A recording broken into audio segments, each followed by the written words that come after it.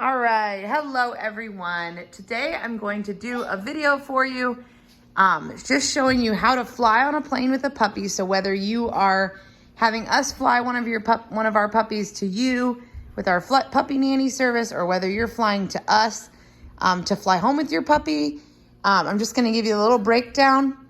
I did a shorter video, so if you're just wanting like bare necessities, you can check out that shorter video. And in this video, I'll just give you literally everything that I do and kind of what's worked and all that stuff. So I actually have an 8-week-old Lakeland Terrier and an 8-week-old Welsh Terrier here, along with my cutie patootie daughters. So we've got 4 little cuties to demonstrate this video. So the 8-week-old Lakeland Terrier is actually a hair on the larger side, and the 8-week-old Welsh Terrier is a hair on the smaller side. Now these two at 8 weeks, the two breeds typically are about the same size. So this kind of gives you a good little example of like what the larger side of the spectrum would be at 8 weeks and what the smaller side of the spectrum would be. They're also very different personalities. One of them is very off the wall energetic and the other one's very calm. So girls, you want to bring them over here?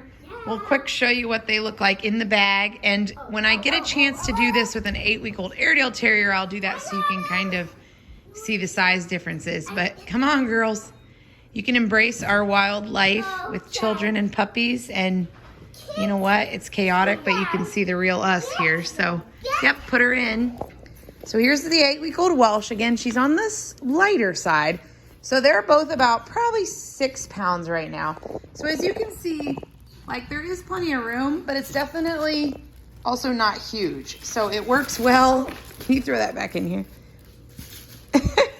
And let's put her, just for demonstration purposes, let's put her in this really big bag. So this bag, all these bags I have linked on our Amazon shopping page. And this one is a really good sized travel carrier. And I've actually flown with 2 8-week-old Airedales in it before. So you can see like, and this bag keeps wanting to collapse, but it's a really good sized bag. So if you are flying with an older Airedale, like maybe 9 or 10 weeks, that really starts to get on the big side for them to be flying, just because they grow so fast. Nora, can you come put yours in here? So this is probably the bag I would recommend if you're doing that. Okay, Abe, you can get yours out. And this bag actually has wheels on it, so you know they're getting heavy and you can pull the bag. So I really like this bag for Airedale puppies, or for flying with multiples, or if you're somebody that's getting like a Welsh or a Lakeland and you're going to want to fly with them in the future, this is maybe a bag that you could use into the future with them. So here's the Lakeland puppy in there. Same thing, like, you know, it's tight for them, but it's also not, it's not like ridiculous. It makes it very cozy for him, but okay, he wants out.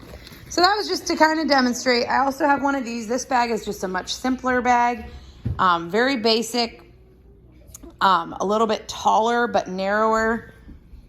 This bag is my ultimate favorite, and I have this linked on Amazon as well. It is my favorite because all 4 of the sides come open like this. So all 4 sides.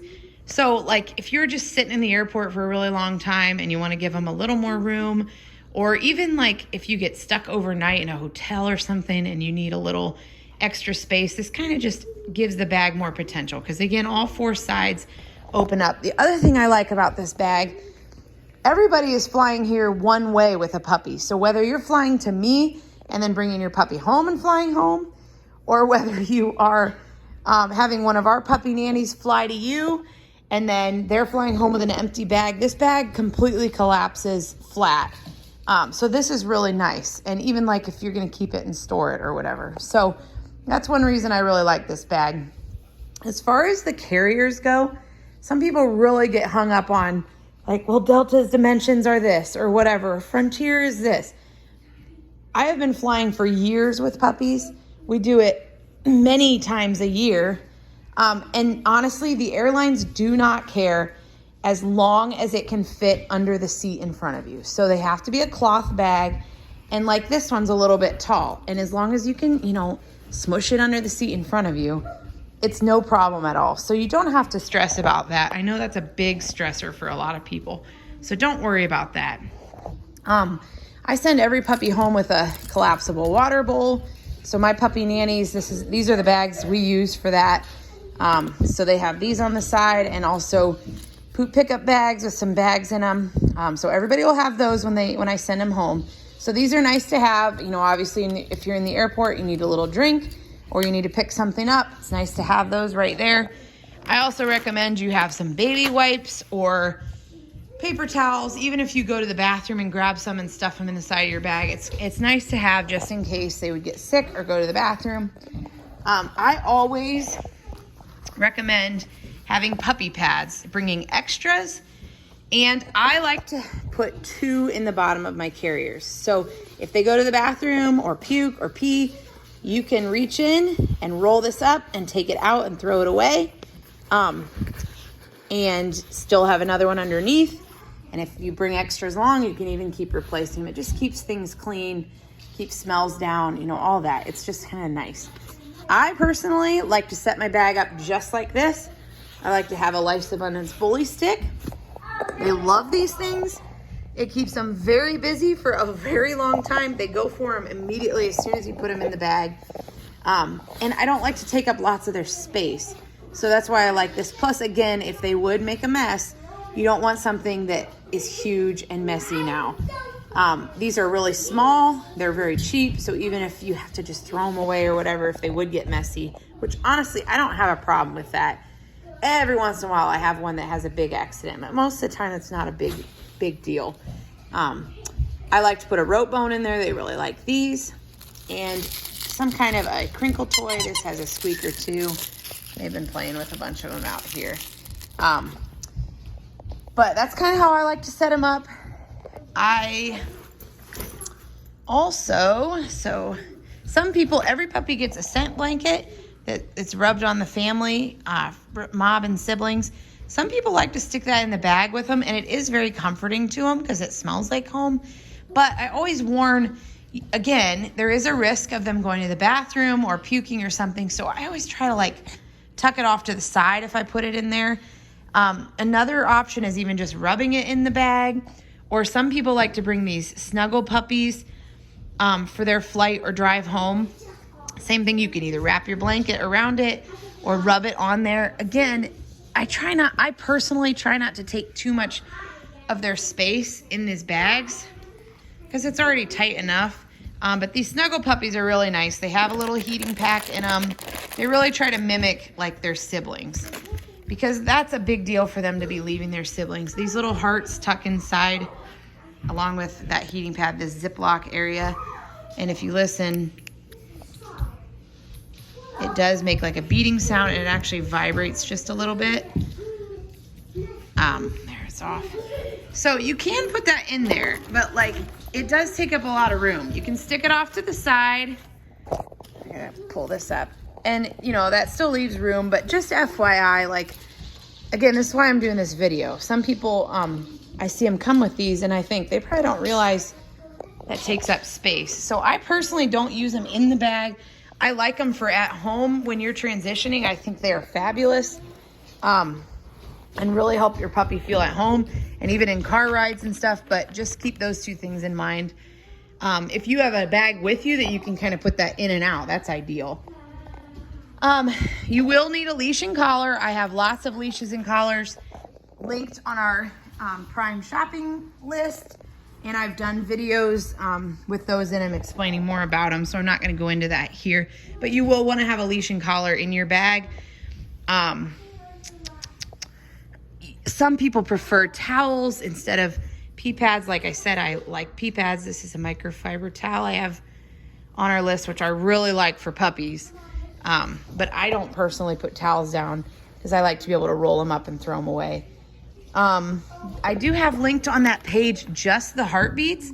So some people like to just tuck just the heartbeat down in there. So that to me makes more sense than taking up space with the snuggle puppy. Same thing. A lot of people really like these. These are a collar with a canine appeasing pheromone.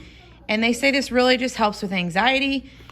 Whether you put the collar on them or you rub it around in there or you stick it under the mat, like they really say it helps keep them calm. puppies really do good on the plane. So most of the time, like, you really don't have to worry. I send all my puppies, as long as I know you're flying on a plane. If you are having a puppy nanny to you, the puppy nannies do give Benadryl, recommended by our vet. It is just plain old children's Benadryl, dye-free.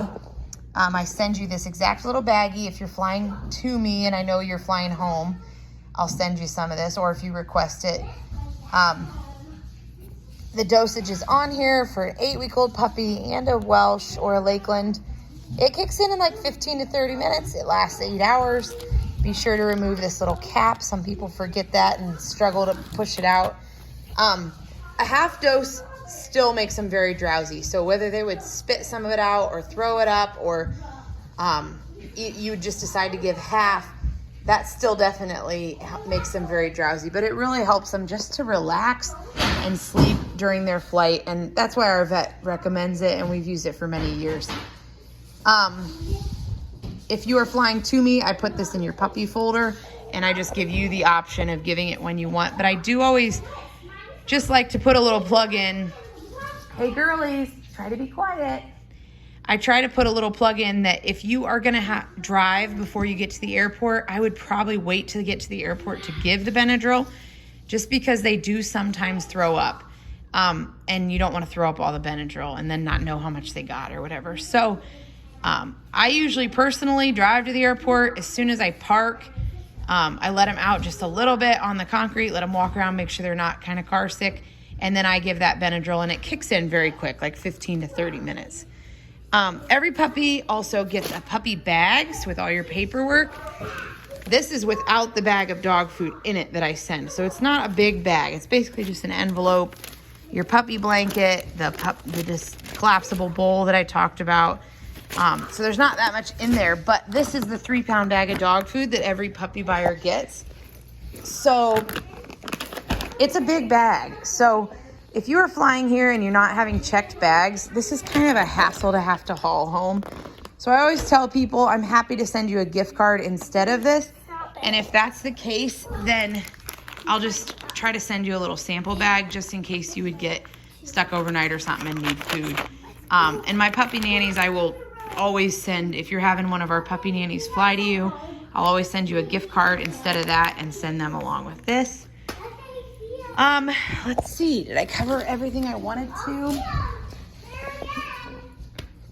So overall, that is what you need to know. Oh, I know one thing I was going to mention. People always ask me, like, do you get them out at the airport? Do you not? So one thing is, I never take my puppies to the pet relief areas. They do not have full immunity yet to their vaccines like parvo, and let alone worms and parasites, which are very common in puppies to begin with. So I avoid those pet relief areas at all costs. I recommend highly. What I do, if I need to let them out, I go to a handicap bathroom and let them run around freely in there. And that's why I bring lots of cleaning stuff. I clean up after them. But I just feel like that's a safer option for them. And the other thing is, I do usually get them out at the airport when I'm waiting, but if they are settled quietly into this bag, I would just highly recommend just let them in there, because it seems like sometimes when you get them out and you hold them and then all of a sudden, oh, it's time to fly, and you stick them in the bag, all of a sudden they're whining and kind of anxious. And honestly, the Benadryl makes them tired. So and walking with them in the bag makes them kind of tired. You're rocking them to sleep. So if you can just get them to sleep and get on the plane, you'll be golden. Seriously, that's all you have to do. I do give the Benadryl because, you know what? It's all about the stewardesses and the employees.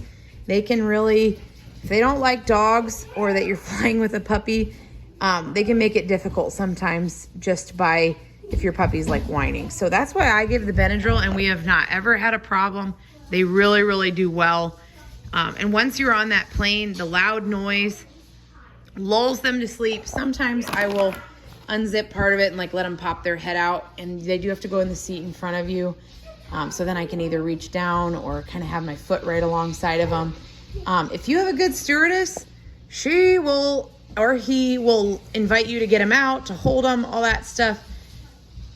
If they don't, then they'll be like, hey, get that puppy's head in there. So it kind of just depends on the stewardess and your flight, but they really do good. And I always want to assure people, like, it's a very quick and easy way for these guys to get home. You know, a 10-hour or longer drive in the car is not easy on them either. So people always worry about the plane, and truly I would not send them if I was at all worried that they would not do excellent. And I've seen it over and over. So that's all my inside secrets, I guess. Another thing a tip when I'm checking in, I always just say I'm flying with a dog or a pet, because look at those girls.